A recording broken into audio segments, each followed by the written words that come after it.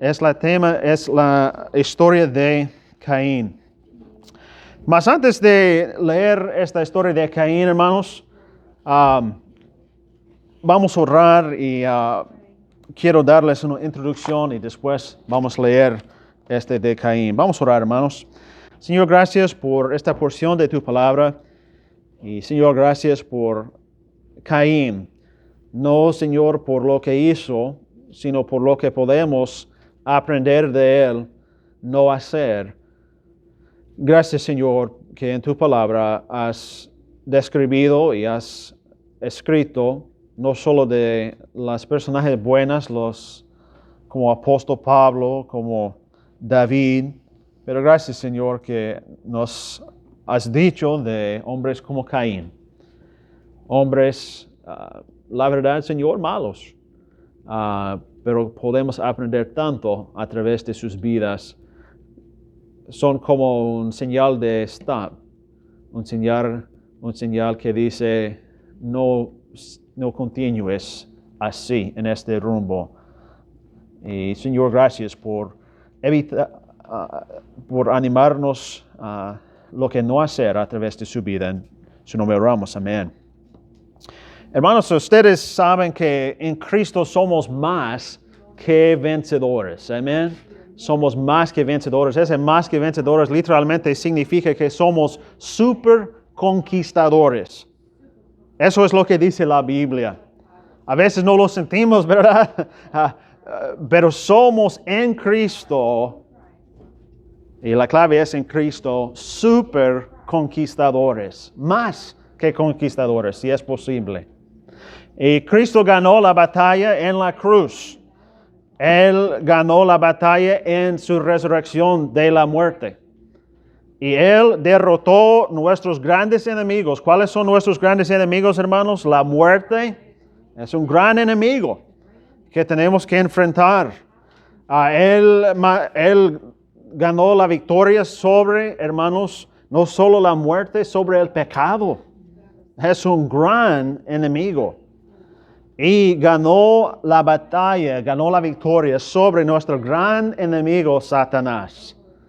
Entonces, en Cristo somos más que vencedores. Y su triunfo convirtió a Satanás en un enemigo derrotado. Ya no tiene el poder sobre nosotros como creyentes. Ya podemos en Cristo decir no a Satanás. Ya no más somos sus esclavos. Romanos 8:31 nos dice, si Dios es por nosotros. Piensen, hermanos, piensen. A veces, y vamos a hablar de eso, a veces no lo sentimos, ¿verdad? A veces amanecimos y no sentimos cristiano, no sentimos victorioso, estamos cansados.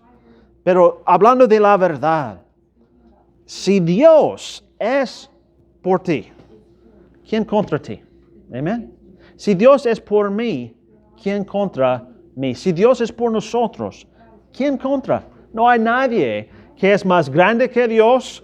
No hay nadie que es más potente que Dios. No hay ninguna situación más grande que Dios. Si Dios es por nosotros, ¿quién contra nosotros? El testimonio de Jeremías era, mas Jehová está conmigo como poderoso gigante. Amén. Por tanto, él dijo, los que me persiguen tropezarán y no prevalecerán. ¿Okay? Tenemos un gigante que va por delante de nosotros, tumbando las puertas, abriendo hoyos en la pared, hermano, para seguir adelante. Nadie podrá contra Dios. El testimonio de David, otro hombre, otro personaje en la palabra de Dios, era que Dios, dijo David, es el que me ciñe de fuerza y quien despeja mi camino, quien hace mis pies como de siervas, dijo David. Y dice, y me hace estar firme sobre mis alturas. Y me encanta esto, dice, quien adiestra mis manos para la batalla, dice. ¿Y qué dice más? De manera que se doble el arco de bronce con mis brazos. Ve, hermanos, como Dios es el que nos da fuerza. Dios es el que es victorioso y si estamos en Cristo, ¿quién contra nosotros? Ánimo esta mañana, hermanos, ánimo. El testimonio de Pablo, ¿qué fue el testimonio de Pablo? Todo lo puedo en Cristo que me fortalece. Eso fue el testimonio de Pablo. Pablo sufrió naufragio, Pablo sufrió golpes, Pablo sufrió pérdidas, sufrió mucho, pero él dijo, todo lo puedo en Cristo que me fortalece. Ánimo, hermanos. Podemos correr esta batalla, es batalla sí, pero podemos correr esta carrera de la vida, puestos los ojos en Jesús. El hombre te va a desanimar, tú mismo te vas a desanimar, yo mismo soy mi peor enemigo, hermanos. Mas puestos mis ojos en Jesús, el autor y consumador de la fe, puedo correr la carrera de la fe en victoria. ¿Qué fue el testimonio de Pedro? El testimonio de Pedro fue, puedo caminar sobre las aguas tormentosas, puestos mis ojos en Jesús. Si es que miro a Jesús. Pero ¿qué pasa cuando quitó los ojos Pedro de Jesús? Sabemos qué pasó. Se convirtió en una víctima del agua en lugar de un vencedor sobre el agua. Lo que estaba bajo de sus pies un minuto hacia atrás, ahora está al punto de tragarse la cabeza. ¿Ve la diferencia? Porque quitó sus ojos de Jesús.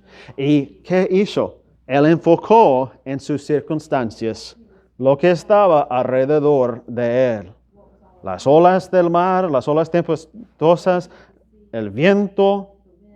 Él miró, él sintió la lluvia quizá, los truenos, los rayos de luz, y quitó sus ojos de Jesús. Cambió esa túnica flotante de un vencedor, se convirtió en una túnica de plomo de una víctima. En un instante, vencedor, ¿por qué? Puestos los ojos en Jesús, sus ojos estaban fijos en los ojos de Cristo. Vencedor, caminando sobre las aguas. Al siguiente instante, una víctima ahogándose por quitar los ojos de Jesús. Yo creo, hermanos, que hoy en día muchos han quitado sus ojos de Jesús y están mirando sus circunstancias. Estoy hablando no solo dentro de la iglesia en general, pero aún en el mundo en general, hermanos. Muchos han quitado sus ojos de Jesús y están mirando sus circunstancias. Ellos están mirando, pues, yo no tengo lo que ellos tienen. ¿Y por qué les paga a ellos más que me pagan a mí? ¿Y cómo es que ellos pueden comprar un carro nuevo cada 3 años y yo no? Ven, quiten los ojos de Jesús. Afirman ser víctimas de la sociedad. O hasta ellos llaman a sí mismos los desfavorecidos, ¿verdad? El Black Lives Matter es un claro ejemplo de esa mentalidad de victimización, ¿verdad? Ellos piensan, somos víctimas. Mirando las circunstancias, ¿verdad? Y sus ojos no están puestos en Jesús. Y nosotros también, hermanos, como creyentes, nos es fácil quitar los ojos de Jesús. En un momento como Pedro podemos estar en victoria. ¿Quién ha caminado sobre el agua? Yo no. Él estaba haciendo algo que los otros discípulos no estaban dispuestos a hacer. Los demás estaban con temor, no salieron de la barca. Mas Pedro dijo, quiero y ven y empezó a correr.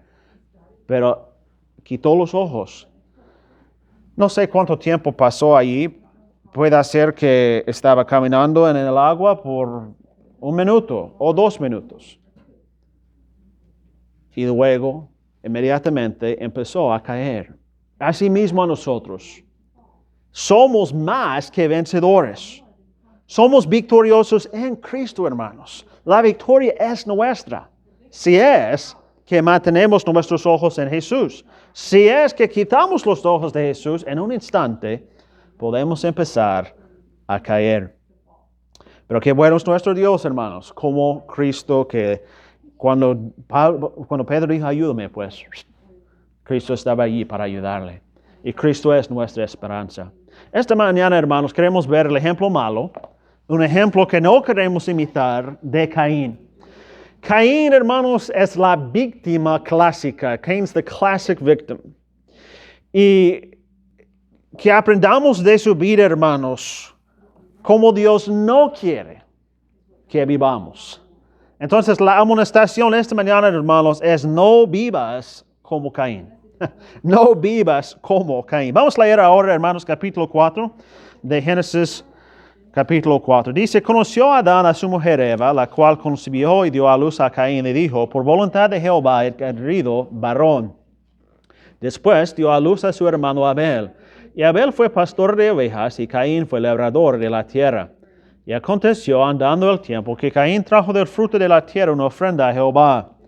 Y Abel trajo también de los primogénitos de sus ovejas, de lo más gordo de ellas. Y miró Jehová con agrado a Abel y a su ofrenda. Pero no miró con agrado a Caín y a la ofrenda suya. Y se ensañó Caín en gran manera y decayó su semblante. Entonces Jehová dijo a Caín, ¿por qué te has ensayado? ¿Y por qué ha decaído tu semblante? Si bien hicieres, ¿no serás enaltecido? Y si no hicieres bien, el pecado está a la puerta. Con todo esto, a ti será su deseo, y tú te enseñorearás de él. Y Caín dijo a su hermano Abel, salgamos al campo. Y aconteció que estando ellos en el campo, Caín se levantó contra su hermano Abel y lo mató. Y Jehová dijo a Caín, ¿dónde está Abel tu hermano? Y él respondió, no sé, ¿soy yo acaso guarda de mi hermano? Y él le dijo, ¿qué has hecho? La voz de la sangre de tu hermano clama a mí desde la tierra. Ahora pues maldito sea tú entre la tierra, que abrió su boca para recibir de tu mano la sangre de tu hermano. Cuando labres la tierra no te volverá a dar su fuerza. Errante y extranjero serás en la tierra. Y dijo Caín a Jehová, grande es mi castigo para ser soportado. He aquí me eches hoy de la tierra, y de tu presencia me esconderé. Y seré errante y extranjero en la tierra, y sucederá que cualquiera que me hallare me matará. Y le respondió Jehová, ciertamente cualquiera que matare a Caín, 7 veces será castigado. Entonces Jehová puso señal en Caín, para que no lo matase cualquiera que le hallara. Salió pues Caín de delante de Jehová y habitó en la tierra de Nod al oriente de Edén. Y conoció Caín a su mujer, la cual concibió y dio a luz a Enoc. No el Enoc que caminaba con Dios, es en otro Enoc. Y edificó una ciudad y llamó el nombre de la ciudad del nombre de su hijo Enoc. Hermanos, esta mañana me gustaría que viéramos algunas observaciones acerca de esta víctima clásica de Caín. La primera observación es esta, hermanos. Las víctimas no siguen bien las instrucciones. Las víctimas no siguen bien las instrucciones. Siguen las emociones. Aquí, hermanos, vemos que sin duda Adán había compartido con su hijo Caín sobre el primer sacrificio. Ustedes recuerdan el primer sacrificio que se hizo, ¿verdad? Fue en el huerto de Edén, cuando Dios tenía que matar un animal para cubrir su desnudez con túnicas largos de piel. Eso fue el primer sacrificio. Sin duda, Adán había compartido con Caín de eso. No solo eso, pero sin duda Dios había dado instrucciones específicas a Caín. Porque noten conmigo el versículo 7, hermanos. Dice, dice Dios, si bien hicieres, no serás enaltecido. En otras palabras, Dios estaba diciendo, mal hiciste. Pero, ¿cómo puede ser mal si es que no había instrucciones? Entonces, hermanos, sin duda había instrucciones. Número 1, el ejemplo del sacrificio para cubrir la desnudez de Adán y Eva. Y sin duda, Dios había dado instrucciones de lo que Él quería de un sacrificio. Mas Caín, ¿qué hizo Caín? Él siguió sus emociones, sus sentimientos. Él dijo, pues, a mí me encantan las flores, ¿no? Y las hierbas bonitas que huelen bien. Y él dijo, pues, sin duda, a Dios le va a agradar también. Entonces, él trajo, no sabemos qué trajo, solo dice, él produjo de la tierra, el fruto de la tierra, pero él trajo lo que le pegó a él, la gana. Siguió sus emociones. David también aprendió por las malas que era mejor llevar el arca con las barras, como Dios había dicho, que usar una carretera de bueyes como los filisteos. Las víctimas no siguen las instrucciones, ellos siguen sus emociones. Número 2, vemos aquí, hermanos, que las víctimas ofrecen una religión autoproclamada. Es decir, que ellos adoran como quieren. Ellos simplemente adoran como quieren. A Caín aquí, pues, ofreció lo que le pegó la gana otra vez. Ellos tienen una religión que ellos mismos hacen. ¿Cuántas veces hemos escuchado cosas así, hermanos, que, pues, mi Dios no odia? O alguien dirá, mi Dios no juzga. O mi Dios es puro amor. Y Él no va a culpar o condenar a nadie.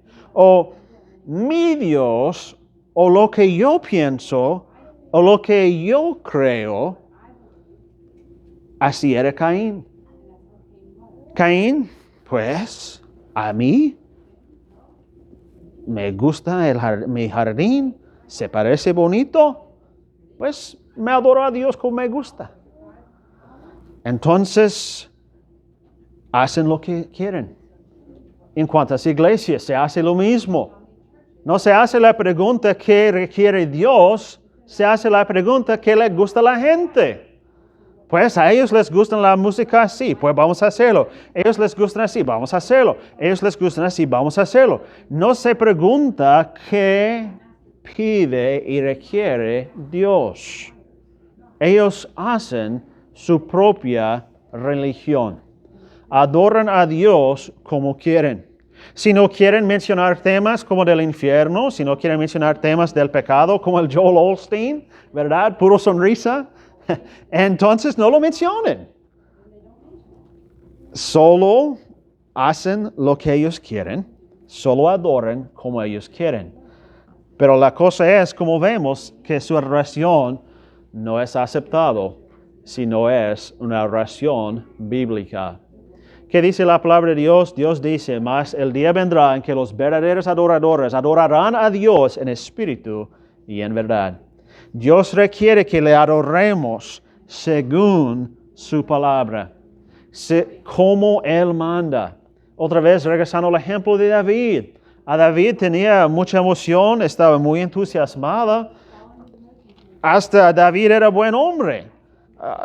Pero él, en esa ocasión, decidió adorar a Dios según le pegó la gana, según ideas mundanas, y su adoración no fue aceptada. Entonces las víctimas ofrecen una religión autoproclamada. Ellos adoran como quieren. Y que no sigamos en sus ejemplos. Número 3, hermanos, las víctimas no reciben bien la corrección. No reciben bien la corrección, sino que echen la culpa. Eso es lo que vemos aquí, hermanos. Noten que Dios dice, noten primero el ejemplo de su semblante. Dice en versículo 5, pero no miró con agrado a Caín y a la ofrenda suya, y se ensañó Caín en gran manera, y decayó su semblante. Yo lo puedo ver allí chupando el dedo, amén, hermano, chupando el dedo. Entonces Jehová dijo a Caín, ¿por qué te has ensañado? ¿Y por qué ha decaído tu semblante? Si bien hicieres, ¿no serás enaltecido? Las víctimas no reciben bien la corrección. Después de la corrección verbal de Caín aquí, Caín no dice, sabes, Señor, tienes razón, Señor, es que yo no hice bien, yo no seguí las instrucciones, perdóname, Señor, estoy mal. No hizo Caín. No seas como Caín. Hermanos, en la vida, jóvenes, young people in the life, there's correction that we need to receive from our mom and dad. In Proverbs 6:23, it says that talking about the father's command and the mother's teaching, it says, for the commandment is light, and the law of the mother, it says, I've got it here in Spanish, it says, porque el mandamiento es lámpara, y la enseñanza es luz. Y camino, noten esto, y camino de vida, las reprensiones que te instruyen. Camino de vida. Y luego dice en los siguientes versículos, para que te guarden de la mala mujer. En otras palabras, para tu bien, in other words, for your good, for my good, God has given us earthly correction from our parents. No seas como Caín. Él no recibió bien la corrección. Que recibamos bien la corrección. Hablando de la corrección del cielo, de nuestro Padre Celestial, dice en Hebreos, vamos a ir, hermanos, Hebreos 12, versículo 3 al 11. Si Dios tiene que usar la vara con nosotros y si la usa para nuestro bien, podemos hacer como Caín, chupar el dedo, pobrecito de mí, andar con la cabeza enganchada. Podemos hacer eso o podemos recibir la corrección y reconocer lo que nos dice Hebreos 12, 3 al 11. ¿Qué dice aquí, hermanos? Dice, considerad a aquel que sufrió tal contradicción de pecadores contra sí mismo, para que vuestro ánimo no se cansa hasta desmayar. Dios no quiere que nos desmayemos espiritualmente, porque aún no habéis resistido hasta la sangre combatiendo contra el pecado, y habéis ya olvidado la exhortación que como a hijos se os dirige, diciendo, Hijo mío, no menosprecies la disciplina del Señor. Ni desmayes cuando eres reprendido. ¿Qué hizo Caín? Se desmayó. Ni desmayes cuando eres reprendido por él. Note versículo 6. Porque el Señor al que ama disciplina. Todos nosotros necesitamos corrección. Ninguno aquí es perfecto. Ninguno de nosotros hemos alcanzado. Todavía estamos en proceso de aprender. Y tenemos que recibir la disciplina. Dice, y azota a todo el que recibe por hijos si soportáis la disciplina. Dios os trata como a hijos. Porque ¿qué hijo es aquel a quien el padre no disciplina? Yo no disciplino a los hijos de mis vecinos porque en un sentido no los amo, no son míos. Pero sí disciplino a mis hijos porque los amo. Pero si os deja sin disciplina, de cual todos han sido participantes, entonces sois, ¿cómo es en español? Bastardos y no hijos. Bien claro, ¿verdad? Muy bien. Y luego sigue diciendo que nuestro Padre Celestial nos disciplina para nuestro bien. A veces como Padre terrenal disciplino porque estoy enojado con sus acciones y los pego, ¿verdad? Pero mi motivo, quizá lo que estoy haciendo es bueno, pero mi motivo no es 100% puro. Pero nuestro Padre Celestial, siempre que saca su vara, sus motivos son 100% para su gloria y para nuestro bien. Las víctimas no reciben bien la corrección. Número 4, hermanos, vemos en nuestro pasaje, regresando a Génesis capítulo 4, vemos otra observación, otro principio, que las víctimas no siguen los hechos y la razón. Siguen otra vez sus sentimientos. Noten aquí, hermanos, cómo Dios apela, God appeals, cómo Dios aconseja a Caín.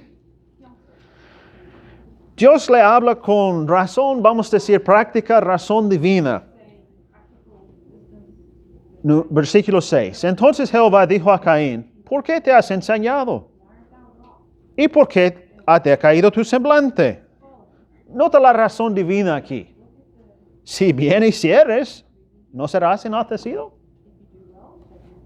Como decimos nosotros a nuestros hijos, oye, hijo, no quiero pegarte. Si haces bien, todo va a salir bien. ¿Por qué quieres que te pegue? ¿Me entiendes? Y si no hicieres bien, el pecado está a la puerta. Con todo esto, a ti será su deseo y tú te enseñorearás de él. Caín, échate ganas, haz lo correcto. Pero las víctimas no siguen los hechos y la razón, siguen sus sentimientos. ¿Qué hace Caín? Siguiente versículo. Dijo Caín a su hermano Abel, salgamos al campo. No siguió la razón divina. No escuchó el consejo sabio de Dios mismo.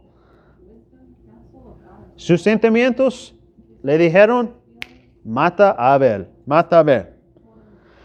Él tenía la mentalidad, me gusta esto en inglés, don't confuse me with the facts, right? Don't confuse me with the facts. No me confunda con los hechos, ¿ok? Es decir, sé cómo me siento. Eso fue Caín. Sé cómo me siento, no me confundes con los hechos.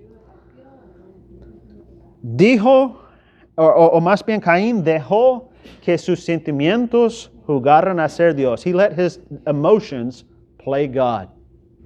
Hermano, la verdad es que cada uno de nosotros somos tentados dejar que nuestras emociones sean Dios por un día, por una semana, por unos minutos en nuestra vida. Sentimos algo y pensamos, ¿cuántas veces he sentido algo y he pensado, mis sentimientos son la voz de Dios? Alguien escribió esto, hermano, un autor escribió esto y es poderoso. Este autor escribió esto, mis sentimientos no son Dios, Dios es Dios. Mis sentimientos no definen la verdad. Mis sentimientos son ecos y respuestas a lo que percibe mi mente. Y a veces, muchas veces, mis sentimientos no están sincronizados con la verdad.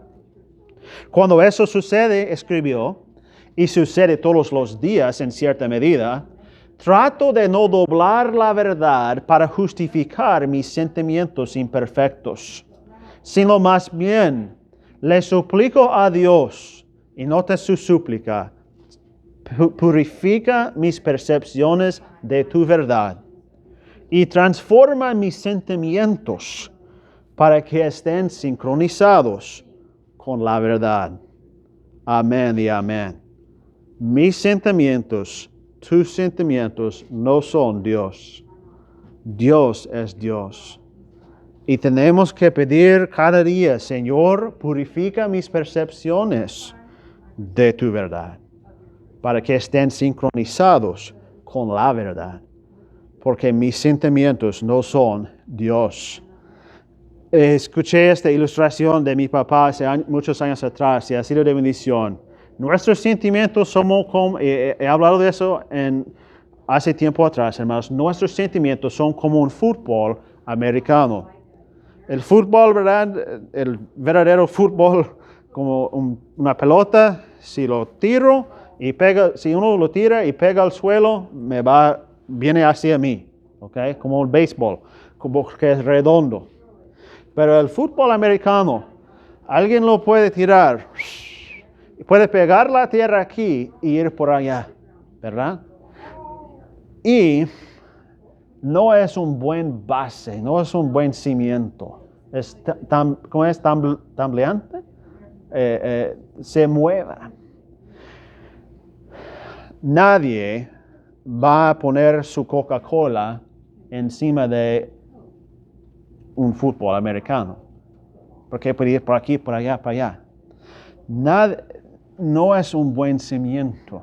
Así son nuestras emociones. No son un buen base para la vida. Pero la palabra de Dios, ¿cómo es? Como rectángulo, ¿verdad? Muy fijo. En esto es un buen cimiento. Las verdades de la palabra de Dios son un buen cimiento.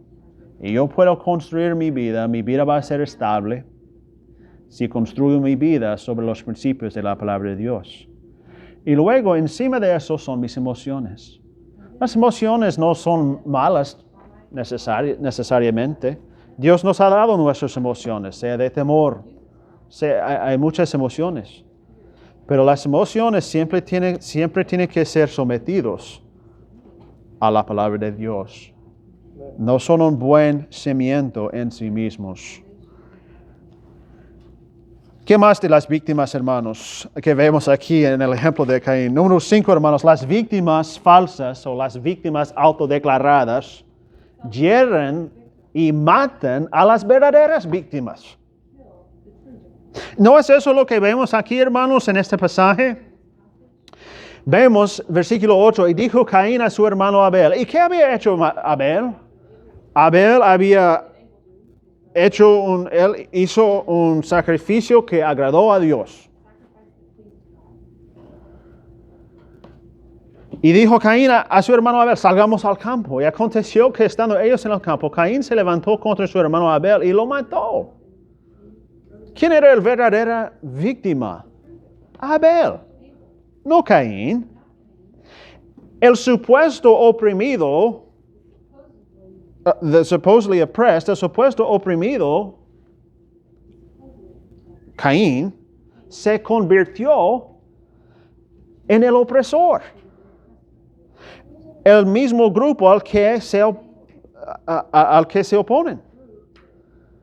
Entonces, es chistoso, hermanos, como las víctimas falsas hieren y matan a las verdaderas víctimas. Caín, ¿qué de Caín? Caín, hermanos, fue simplemente desobediente y sufrió las consecuencias. Él no era una víctima, ¿verdad? Él era una víctima solo de mente, en su mentalidad. Él no fue una verdadera víctima, él simplemente fue desobediente. Mas las víctimas falsas hieren a las víctimas verdaderas. Considera conmigo, hermanos, el aborto. Hoy en día, las noticias, hoy en día los talk shows, hablan así, nos hacen pensar, oh, las pobrecitas muchachas, pues, que no pueden comprar anticonceptivos y pues necesitan un aborto para poder seguir estudiando en la universidad y pobrecito de ellos, no tienen el dinero para esto y para los contra. Dios dice que no son pobrecitas. Dios dice que ellas y su pareja, el hombre también, son fornicarios en camino al infierno. ¿Y quién es la verdadera víctima? Bebé. Amén. Pero noten, así es Caín. Él, supuestamente una víctima, pero solo en su mente era una víctima falsa. Él mata a Abel.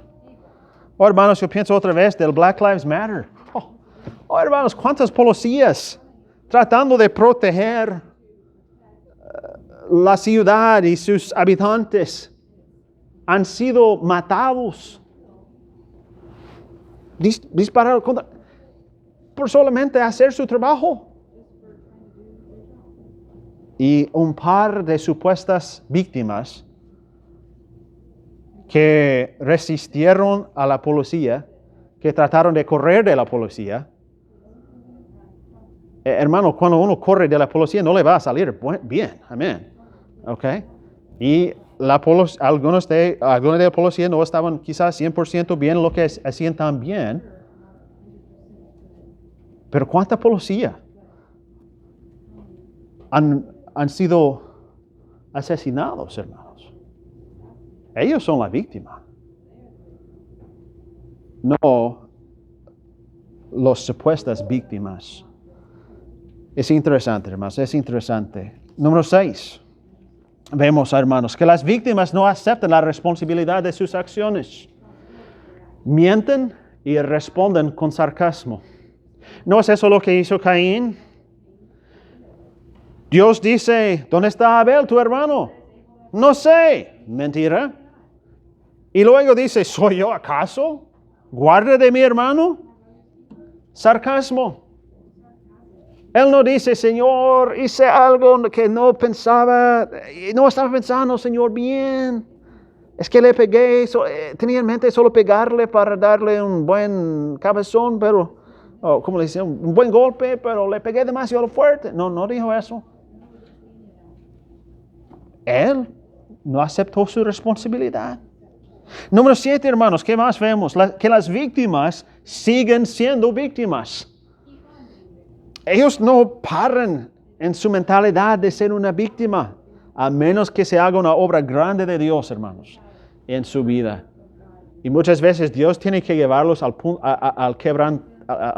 quebrantamiento, hasta que reconocen cuán malos que son, porque les encantan ser víctimas. ¿Qué dice versículo 13 y versículo 14, hermanos? Estamos viendo el ejemplo malo de Caín. Ok, él ha matado a su hermano. Y Dios le da las consecuencias. Recuerda, no había ley en ese entonces. Entonces, en Génesis 8 vemos que el que derrame la sangre de otro, pues su sangre tendrá que ser derramada también. Entonces no había ley, pero había ley de la conciencia. Él sabía, hermanos, él sabía que era mal. Entonces Dios le dio unas consecuencias. Dios no le dijo, voy a matarte. No, Dios le dio unas consecuencias. ¿Y qué dice Caín? Versículo 13 y 14. Grande es mi castigo para ser soportado. Él acabó de matar a su hermano. Su hermano ni puede hablar. Versículo 14. Mira, cómo él siente como víctima todavía. He aquí, me eches hoy de la tierra y de tu presencia me esconderé. Y seré errante y extranjero en la tierra. Y sucederá, otra ejemplo de ser víctima. Y sucederá que cualquiera que me hallare me matará. Otra vez. Antes fue Abel que me oprimió. Ya es tú, Señor. Tú me estás dando algo que no puedo soportar. Además de eso, Señor, habrá otros en el futuro que me van a mirar y me van a tratar de matarme. Pobrecito de mí. Hermanos, las víctimas siguen siendo víctimas. Wow, hermanos. Pobre Caín, chupando el dedo. Es increíble, hermanos. Otra vez, a menos que se hace una obra grande de Dios en su vida, no hay esperanza. A menos que Dios le lleve al punto de quebrantamiento. Número 8, hermanos, para continuar, para terminar. Las víctimas no aprecian la misericordia. No aprecian la misericordia. Sienten que se lo merecen y más. Caín no dijo, ¿y qué hizo Dios? Entonces, Jehová en misericordia, hermanos. Dios no tenía que hacer eso para Caín. Pero en misericordia, Jehová dijo, ok, Caín, cálmate. Voy a poner una marca para que cualquiera que te matare 7 veces tendrá que pagar. Entonces, vas a estar bien, Caín. ¿Ok? Te voy a guardar. En vez de decir, Señor, gracias. En vez de decir eso, ¿qué hace Caín? Nada. No dijo gracias. No apreció la misericordia de Dios. Hasta número 9, ¿qué más vemos? Las víctimas se alejan de Dios. Mira este Caín, versículo 16. Salió pues Caín, y me encanta cómo dicen, cómo hablan las escrituras. Las escrituras son precisas, amén. Dice, salió pues Caín de delante de Jehová y habitó en tierra de Nod al oriente de Edén. No dijo gracias, Señor, por la marca. Salió. Las víctimas se alejan de Dios. Moran en la tierra de Nod. Esa tierra de Nod, ¿sabe lo que significa Nod? Errante. Recuerden, los hijos de Israel desobedecieron y por 40 años, como yo estaba en Arizona, hermanos, no. Como 40 años, hermanos, ¿qué? Andando en círculos, sin propósito divino. Dios sí tenía propósito, pero estaban simplemente malgastando la vida, pasando los años, no aprovechando bien el tiempo, lejos de Dios, errantes.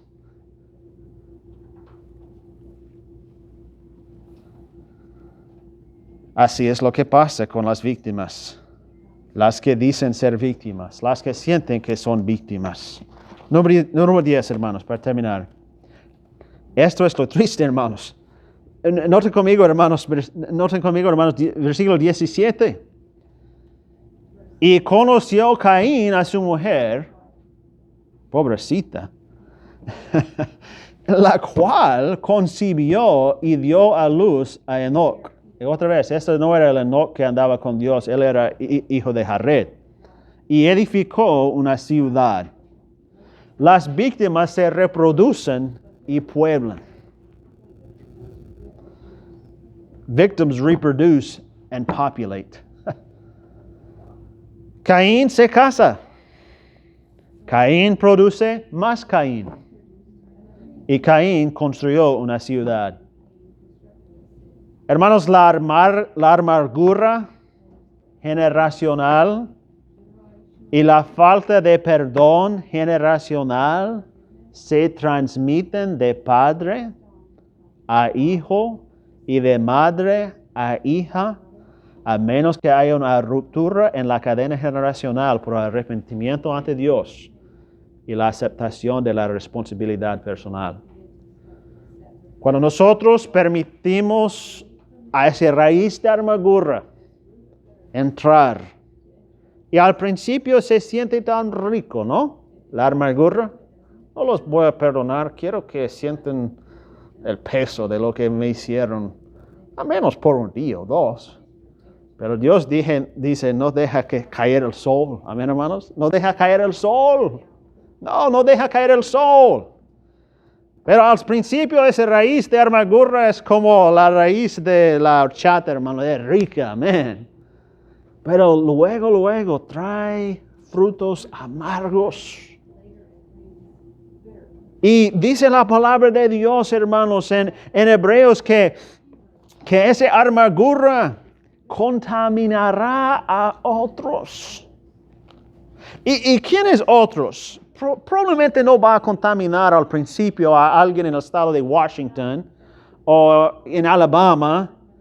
No, va a ser tu esposo. Va a ser tu esposa. Va a ser tus hijos. Y como un poquito de ácido, pues va a entrar, en un poquito de veneno va a entrar a sus venas. Y al principio están como así, amén, hermanos, como una rata media muerte, pero no tanto, amén, hermano.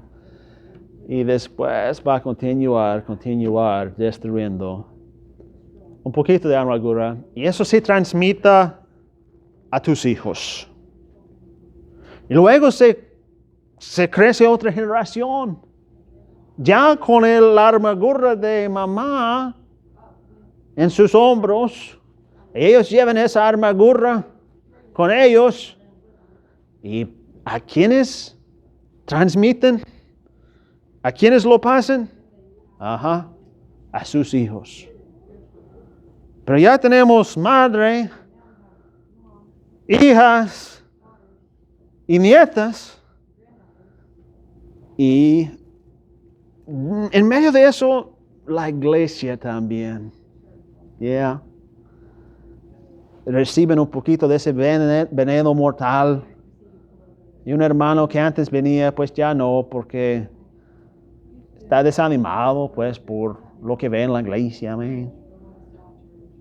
¿Me entiende, hermanos? ¿Me entiende? Y esas cosas se pasan. Dios dice en Éxodo 34 que pasan a los que odian a Dios, a los inconversos, hermanos. Ellos pasan tercera y cuarta generación.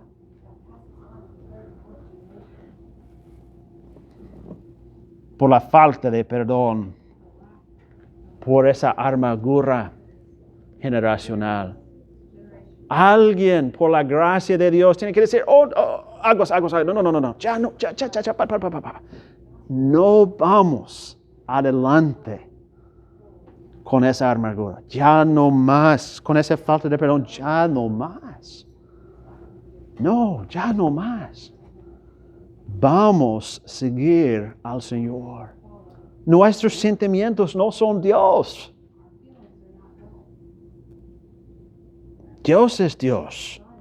Su palabra es la verdad. Vamos a seguir su palabra. Y aunque ahorita no lo siento, lo voy a hacer. Y saben, hermanos, las víctimas, la alegría y el gozo de obedecer la palabra de Dios son como hermanos, ¿cómo se dice? Son como los gordos, ¿verdad? ¿Okay? En que un flaco está corriendo, ¿verdad? Ese flaco obedece la palabra de Dios y está por frente, pero las emociones no están. Pero él llega a la fila, hermanos. El flaco, él llega primero. Eso es como la verdad. Llega primero. Y el gozo y alegría de la obediencia, los frutos buenos, son como los gordos, corriendo atrás. Ellos llegan como un minuto después, como 5 minutos después, pero sí llegan. Y así es la vida. A veces no lo sentimos, hermanos. ¿Quién siente enfrente de una esposa que le va criticando? Como el hermano Egerich nos estaba hablando, ¿quién quiere acercarse y decir, oh, mi amor, te amo? Y probablemente hice, y vamos a hablar de eso. Nadie. Nos queremos alejar. ¿Quién dice a un esposo que le trata como la alfombra? ¿Quién dice, pues, sabe, me voy a abrazarle, darle un buen beso y pedirle cómo le fue su día? A nadie lo siente. Pero mis emociones no son Dios. Dios es Dios. Y Dios me dice amar a mi esposa, aun si no es amable. Dios le dice a las hermanas respetar a su marido, aun cuando no es respetuoso. Hermanos, si empecemos a construir nuestras vidas sobre la verdad, entonces, si mantenemos los ojos en Cristo, vamos a ser vencedores. Y los vencedores son el opuesto, 180 opuesto a todas estas. No tuve tiempo, hermanos, como les dije, llegué tarde esta mañana, hermanos, porque estaba por alistarlos y no tuve más tiempo. Pero las víctimas no siguen bien las instrucciones, siguen sus emociones. Los vencedores procuran con diligencia presentarse a Dios aprobados, como obreros que usan bien la palabra de Dios. Ellos siguen la palabra. Las víctimas ofrecen una religión autoproclamada. Adoran como quieren. Los vencedores ofrecen a Dios la religión verdadera y adoran a Dios en espíritu y en verdad. Las víctimas no reciben bien la corrección, sino que echan la culpa a otros. Los vencedores tienen oído de sabios que escuchan las amonestaciones de la vida y aceptan la responsabilidad. Oh, hermanos, es rico ser vencedor. Y que enseñemos y que Dios nos ayude, hermanos, para enseñar a nuestros hijos. Y de eso vamos a tratar esta tarde, hermanos. Estoy esperando con anticipación el mensaje esta tarde. Unos pasos prácticos para ayudar a nuestros hijos no ser víctimas o no considerar a sí mismas víctimas. Eso es tan importante, hermanos. O eres vencedor en la vida con los ojos en Cristo, siguiendo adelante, venga lo que venga, Y hermanos, hay dificultades, hay tormentas, hay lo difícil, pero con los ojos en Cristo se puede. Oh, eres víctima. Oh, pobre de mí, esto me pasó, esto me pasó, esto me pasó, esto me pasó. Oh. Es uno al otro. Y la manera en que enseñamos a nuestros hijos les va a ser de tanta bendición o les va a hacer, hermanos, como quebrar las piernas y que van a coger, gracias, en la vida, toda la vida. A Stephanie estamos hablando de una conocida de ella, que la manera en que le crió sus padres, hermanos, le hace cojear toda la vida. Porque ¿saben cómo le instruyeron a ella? Es que mamá, no quiero hacerlo, es que me es difícil. No, está bien, hija, no tienes que hacerlo. Oh, voy a darte un abrazo. Y ahora ella casi no puede hacer nada. Estaba hablando con un hombre esta semana atrás, y voy a terminar con esto, que a su esposa fue criada siguiendo las emociones. Y sus padres no le dijeron, oye, la verdad es la verdad, tienes que hacerlo. No quiero. No importa, tienes que hacerlo. Hazlo ahorita, hazlo con alegría y hazlo ahorita. En vez de enseñarle así, pues, está bien, mi amor, ok, no tienes que. Y ahora ella es mamá, es otra señora, ahora es mamá. Y solo tiene 2 hijos. Pero ella no puede. Ella no puede. Ella no cuida la casa. Ella no lava las trastes. No hace nada. Porque ella tiene una niñita que ella no quiere que llore. Entonces ella, todo el tiempo con esa niñita controla la vida. En serio, hermanos. El esposo tiene que hacer todo. El esposo le dije, oye, mi amor, es que él tiene que llorar. Su mamá hasta le ha hablado un poco, aunque su mamá no le creo bien. Hasta unas amigas. Pero ella dice, no va a llorar. Porque ella fue criada según sus emociones. Y ustedes saben, yo recuerdo, hermanos, en casa, cuando nuestros niños lloraron, escuchen cómo están muriendo, hermanos. Y uno como padre, y cuanto más una madre, hermano. Su matrimonio está difícil, la casa, un desastre, su salud está. Eso pasa a nosotros hombres también. No estoy predicando, hermanas, no estoy predicando solo a ustedes. Estaba pensando solo de esos 2 ejemplos, ¿ok? Pero nosotros también tenemos que vivir por la palabra de Dios, con los ojos en Cristo. Y de esa manera podemos disfrutar de esa vida victoriosa en Cristo. Podemos, hermanos, enfrentar lo que venga y decir como Pablo, todo lo puedo en Cristo que me fortalece. Somos más que vencedores. Oremos. Señor, gracias por tu palabra. Gracias, Señor, por el hecho de que en Cristo, no en nosotros mismos, en nosotros somos peores que víctimas. Somos pobrecitos, pero en Cristo somos más que vencedores. En ti, Señor, porque tú tienes todo el poder, toda la sabiduría. Eres omnisciente, omnipotente. Nos amas, Señor, y has demostrado tu amor en dar tu Hijo único sobre la cruz del Calvario por nosotros. Y como dice en Romanos, si tú eres por nosotros, ¿quién contra? Ayúdanos, Señor, a aceptar nuestra posición en Cristo de vencedor y no ser como Pedro, que quitó sus ojos de Jesús de ti. Y empezó a hundirse. Y ayúdanos, Señor, también a no criar nuestros hijos con esa mentalidad de víctima, a más ayudarles a aceptar la responsabilidad para que puedan ser vencedores en Cristo. En tu nombre oramos. Amén.